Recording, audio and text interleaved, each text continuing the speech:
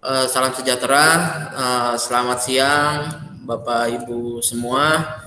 Kita lanjut ke pembahasan selanjutnya, yaitu tentang profil pelajar Pancasila. Sebelum saya share screen, suara saya terdengar jelas nggak Bapak Ibu? Terdengar, jelas. Jelas, oke. Jadi benar-benar terdengar. Oke, jadi sebelum saya lanjut, saya meminta pendapat dulu dari Bapak Ibu, kira-kira di sekolah Bapak Ibu sudah bisa belum diterapkan itu profil pelajar Pancasila? Mungkin saya minta pendapatnya yang pertama dari Bu Masdah, Bu. Kalau di sekolah kami ya Pak, SMK Paramita, kalau profil Pancasila dan 6 ya Pak, semuanya mungkin sudah, cuman belum terarah rapi seperti yang memang kita wujudkan. Seperti beriman, bertakwa. Nah itu kan memang sebelum di sekolah juga lingkungan rumah juga itu sudah diajarkan. Cuman di sekolah kan lebih ditekankan. Begitu juga dengan yang mandiri, bernalar, kreatif, sampai nanti bineka Pak. Mungkin itu sih yang sudah diterapkan di sekolah. Kalau yang lainnya gimana? Bu Eka gimana Bu Eka? Iya, mungkin sebenarnya secara tidak langsung sudah terbangun ya, tapi memang perlu koordinasi lebih lagi, kerjasama lebih lagi dengan guru-guru yang lain karena pelaksanaannya selama ini yang fokus kepada hal itu hanya beberapa guru. Mungkin karena kurangnya informasi dan memang tidak semua yang ikut pelatihan, jadi langkah selanjutnya mungkin mengadakan pelatihan baru kemudian benar-benar secara menyeluruh bisa membangun anak-anak jadi profil pelajar Pancasila. Oke. Pak Wid, gimana Pak Wid? Bisa diterapkan kah di daerah Aceh sana?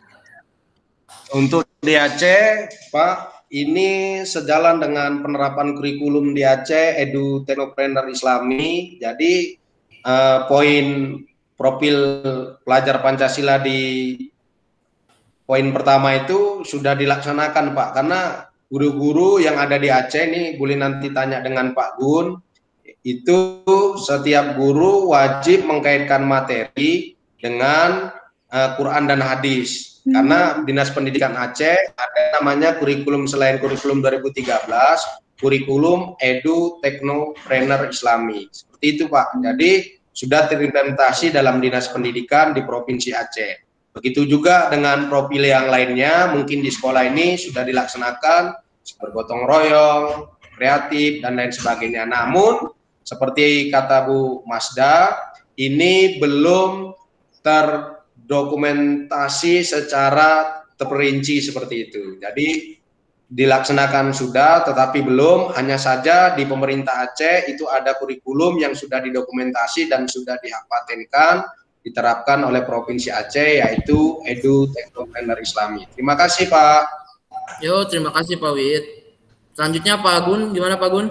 Ya, seperti yang disampaikan oleh Pak Wid tadi, kami di Aceh sudah menerapkan, kalau bahasa saya di sekolah itu dikatakan sebagai kurikulum dinul Islam, mengkaitkan materi ajar dengan hadis-hadis. Ya, mungkin kalau untuk di sekolah kami khususnya di SMK Tiga Langsa dapat diterapkan, tetapi belum secara terperinci poin per poin. Ya, mungkin agak sedikit sulit kalau menurut saya nih ya, di bagian ke bernalar kritis tadi Pak. Itu bagi saya agak sedikit sulit kalau untuk kita ini di Aceh untuk mendidik anak-anak itu ya. Terkadang kultur anak-anak ini pun beda-beda Pak ya. Menurut dari pendidikan orang tuanya. Mungkin ya itu aja dari saya Pak. Oke, berarti secara garis besar sudah bisa diterapkan lah ya di semua sekolah. Cuman memang belum terperinci Allah aja sudah Pak. Allah sudah Pak.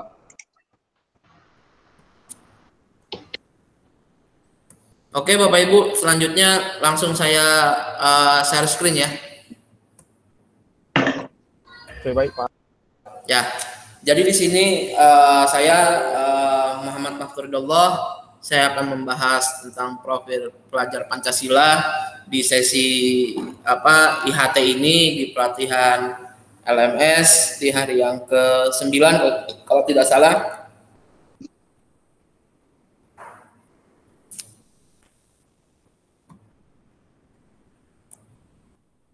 Terlihat nggak Bapak Ibu? Terlihat. Sudah Pak, sudah terlihat jelas.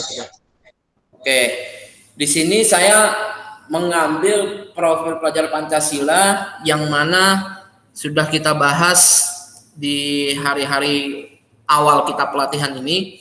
Yang pertama, profil pelajar Pancasila yaitu adalah beriman, bertakwa kepada Tuhan Yang Maha Esa dan berakhlak mulia.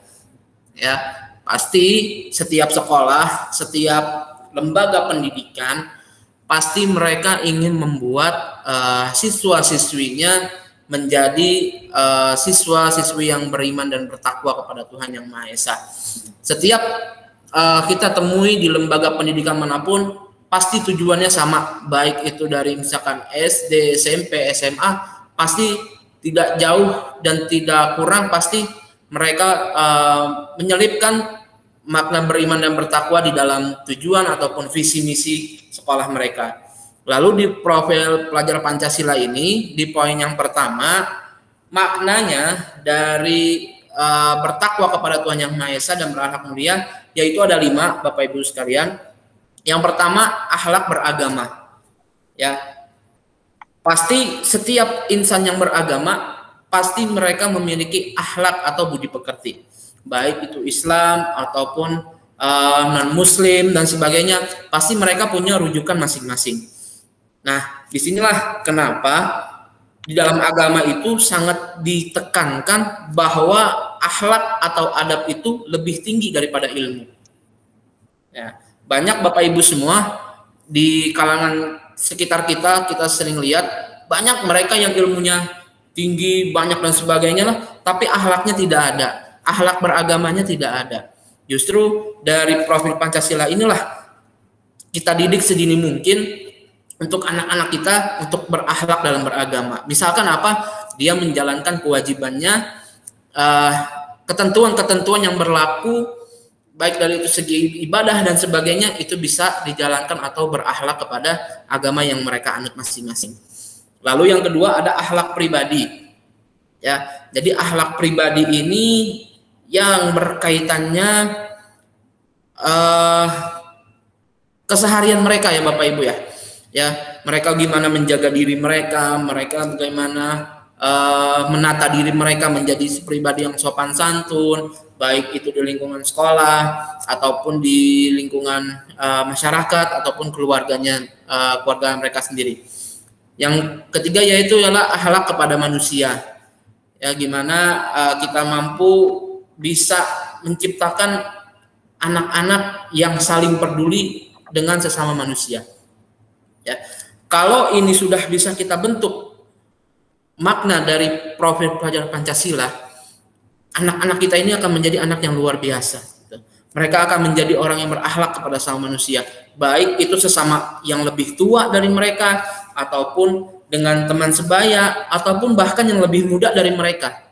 Kalau kita bisa mengamalkan, menerapkan ini kepada siswa-siswi kita, mereka akan menjadi orang yang terpuji, baik itu di masyarakat ataupun di lingkungan sekolah. Lalu akhlak kepada alam, ya, akhlak kepada alam banyaklah contohnya. Ya, dia menjaga kelestarian alam dari lingkungan hidupnya atau lingkungan kebersihan baik di rumah maupun di sekolah dan sebagainya. Inilah ciri-ciri profil pelajar Pancasila yang yang poin pertama yaitu beriman bertakwa kepada Allah Subhanahu wa taala. Karena di dalam ajaran agama Islam an-nazafatu minal iman. Nah, kebersihan itu sebagian dari iman. Nah, kebersihan itu kan kaitannya banyak Bapak Ibu, bisa dengan alam, bisa dan sebagainya. Nah, inilah kalau bisa dilaksanakan berarti peserta didik kita mereka benar-benar bisa dijuluki atau disebut dengan profil pelajar Pancasila. Lalu yang terakhir yaitu ada akhlak dalam bernegara. Ini sudah tidak saya jelaskan ya Bapak Ibu, yang akhlak bernegara pasti Bapak Ibu sudah paham lah dalam bernegara ini harus seperti apa. Ya. Lalu yang kedua, poin pelajar Pancasila yang kedua ialah berkebinekaan global. Nah, di sini elemen kuncinya yaitu mengenal dan menghargai budaya.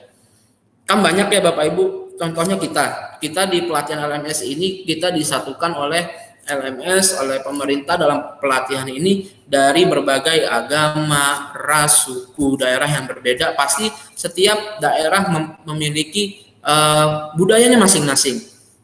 Gitu. Jadi tidak ada lagi nanti ke depannya saling mengejek peserta didik kita. Misalkan, mohon maaf, oh Aceh budayanya kayak gitu, oh Medan budayanya kayak gitu, oh Jakarta kayak gitu. Jadi jika ini sudah bisa diterapkan di dalam sekolah kita, di dalam anak didik kita, peserta didik kita, mereka pasti akan menghargai budaya.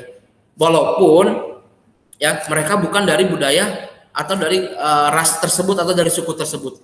Tapi tetap saling menghargai karena kita adalah satu kesatuan negara Republik Indonesia. Lalu yang kedua, ada kemampuan komunikasi interkultural dalam berinteraksi dengan sesama. Ya, maksudnya di sini adalah mungkin bahasa sehari-hari ya, bahasa sehari-hari dengan teman sebaya dan sebagainya lebih diinikan lagi lebih sopan lagi lah ibaratnya dengan teman sebayanya, dengan teman yang misalkan berbeda suku ataupun berbeda agama dengan dia. Jadi secara garis besarnya ada rasa toleransi dan sebagainya. Lalu yang ketiga ada refleksi dan tanggung jawab terhadap pengalaman kebinekaan. Ya, jadi tetap Bapak Ibu sekalian, ini kalau udah bisa diterapkan, mereka pasti akan menjaga untuk mereka pasti akan menjadi satu kesatuan, walaupun mereka lahir dari latar belakang yang berbeda, budaya yang berbeda, agama yang berbeda. Tapi jika ini sudah bisa dilaksanakan kepada peserta didik kita, mereka pasti akan menghargai budaya luhur bangsa mereka, walaupun itu semua berbeda-beda. Lalu yang berikutnya yaitu ada gotong royong, ya, gotong royong atau yang lebih kita kenal dengan kerjasama lah, gitu ya. Elemen kuncinya yang ada 3, yaitu yang pertama kolaborasi, kepedulian, dan berbagi. Nah, kita kan banyak nih di setiap sekolah kita pasti setiap ada bencana alam atau apapun itu, pasti dari sebagian mereka ada yang menggalang donasi peduli gempa bla bla bla, ya, misalkan donasi tsunami bla bla bla. Nah, itu adalah bagian dari gotong royong. Padahal kalau kita mau tahu, mereka pasti nggak kenal Bapak Ibu. Misalkan tsunami-nya di daerah A, tapi mereka membuka donasi di daerah B gitu. Tapi karena kita di sini diikat sama yang namanya rasa kepedulian, rasa berbagi. Karena ibaratnya gini Bapak Ibu, kita bernegara ini memang kita nih semua saudara gitu. Disatukan oleh negara Republik Indonesia. Ibaratnya sebuah badan, jika satu badan sakit maka semua sakit. Nah, inilah yang sudah kita lihat terbangun dari masyarakat Indonesia, baik itu dari mahasiswa atau siswa. Setiap ada bencana alam apapun, pasti mereka langsung mengadakan donasi. Nah, ini adalah bentuk pengamalan dari Profil Pelajar Pancasila, yaitu kolaborasi, kepedulian, berbagi. Ini sering kita temui di sekolah-sekolah kita ya Bapak Ibu. Lalu yang berikutnya ialah mandiri. Ya, di sini ada 2 kuncinya. Yang pertama kesadaran akan diri dan situasi yang dihadapi. Yang kedua ialah regulasi diri. Ya, mereka juga nanti ke depannya Profil Pelajar Pancasila ini kan kita pasti ingin membentuk siswa-siswi kita menjadi pribadi yang mandiri.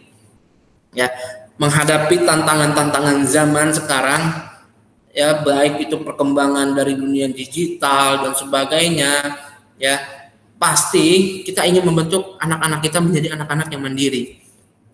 Ya, agar apa? Agar mereka nanti ketika sedang menghadapi masalah, ketika mereka terjun ke masyarakat, mereka itu tidak bergantung kepada siapa-siapa.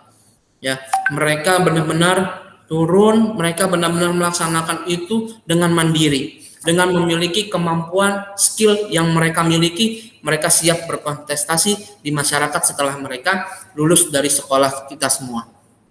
Nah, ini yang harus kita tanamkan sejak dini oleh anak-anak kita. Terlebih ini Profil Pancasila ini secara garis besar ya di sekolah-sekolah kita sebenarnya sudah terlaksana Bapak Ibu ya. Cuman mungkin kita baru mengenal istilah profil pelajar Pancasila. Sebenarnya kalau kita runtutin dari poin 1 poin ke 6 itu ada setiap sekolah, ya, baik itu dari segi kreatif dan sebagainya, pasti setiap sekolah itu ada, ya, sisi kreatifnya ataupun sisi mandiri dan sebagainya. Lalu yang berikutnya ada bernalar kritis. Nah, dari bernalar kritis ini elemennya ada 5 Bapak Ibu semua. Yang pertama memperoleh dan memproses informasi dan gagasan, ya, menganalisis dan mengevaluasi penalaran, merefleksi pemikiran dan proses berpikir, lalu yang berikutnya adalah mengambil keputusan. Jadi kenapa kita harus membentuk siswa-siswi kita menjadi orang yang bernalar kritis gitu. Terlebih sekarang banyak ya Bapak Ibu informasi-informasi yang sudah didapatkan oleh siswa-siswi kita dengan mudah gitu kan.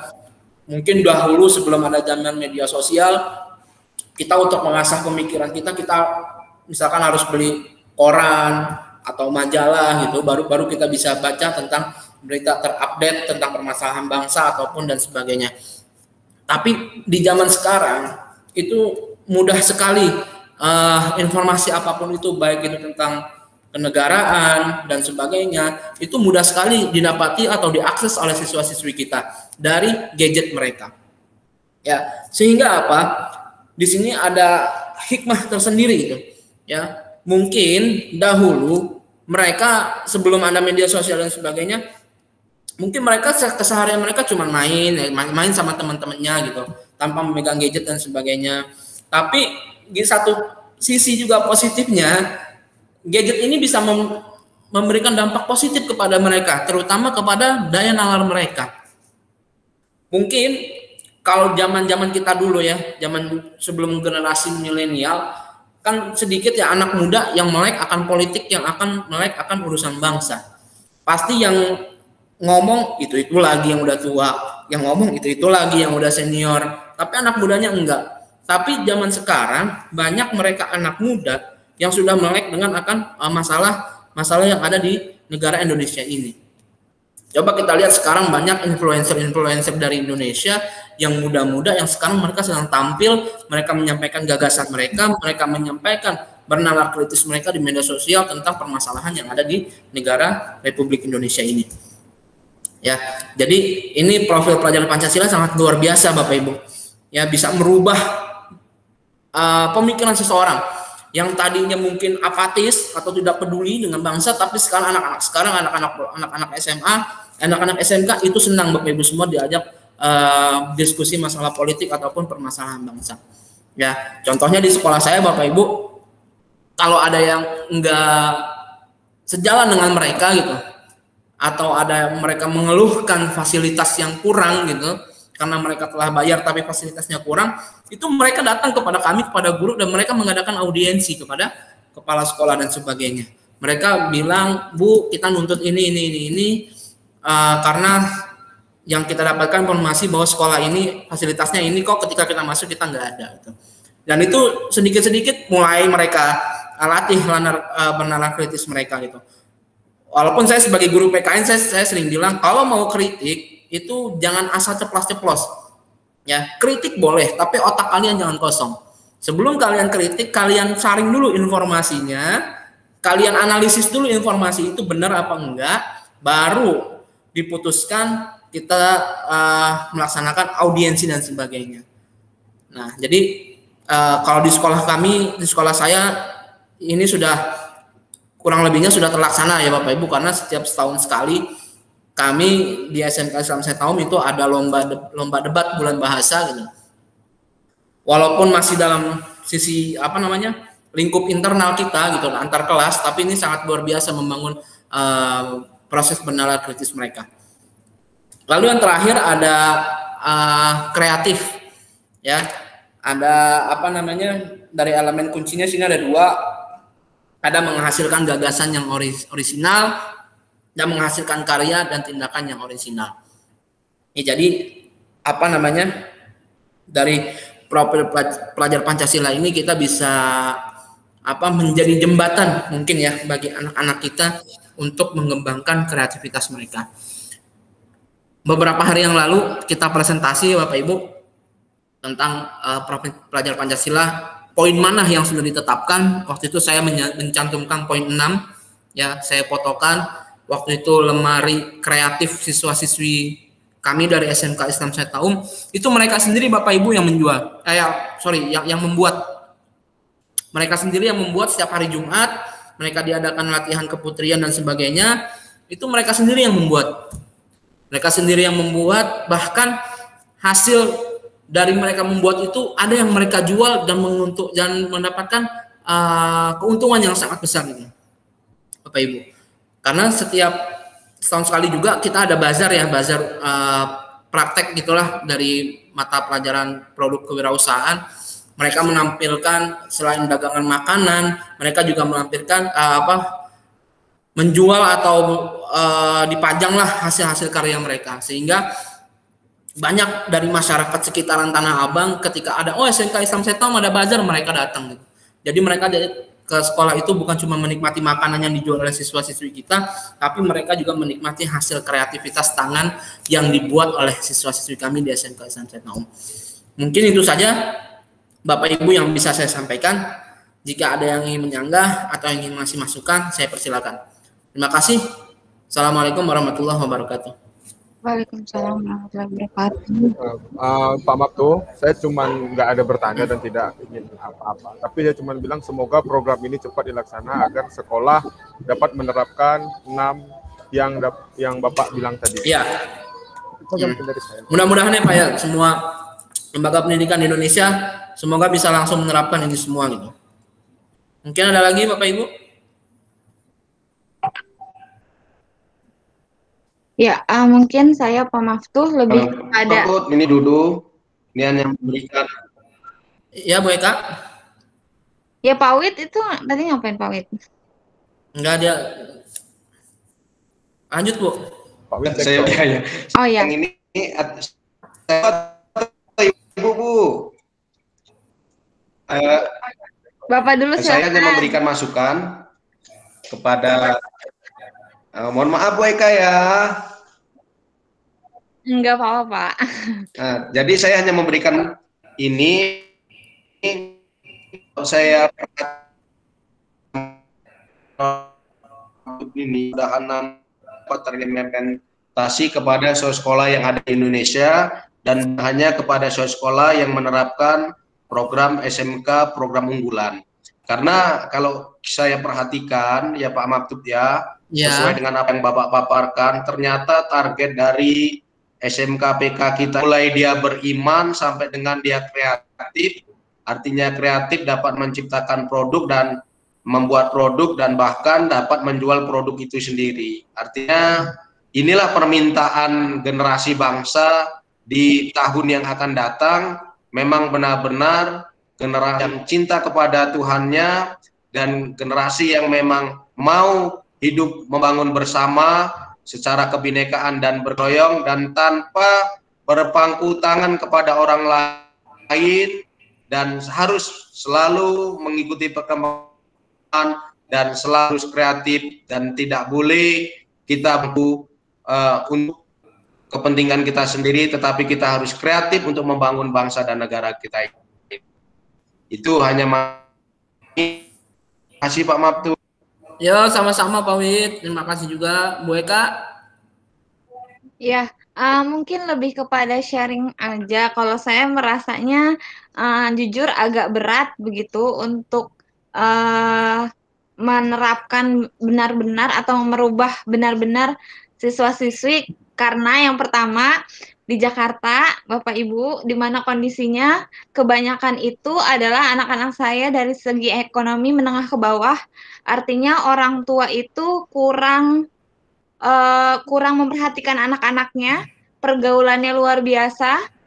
Jadi balik lagi ke Tripusat Pendidikan, apabila kami sekolah memperbaiki, tapi dua lingkungan yang lain, rumah dan masyarakatnya itu tidak terlalu memperhatikan, jadi jujur agak berat. Tapi ya tidak ada salahnya untuk mencoba. Mungkin lebih ke sharingnya ke situ, jujur.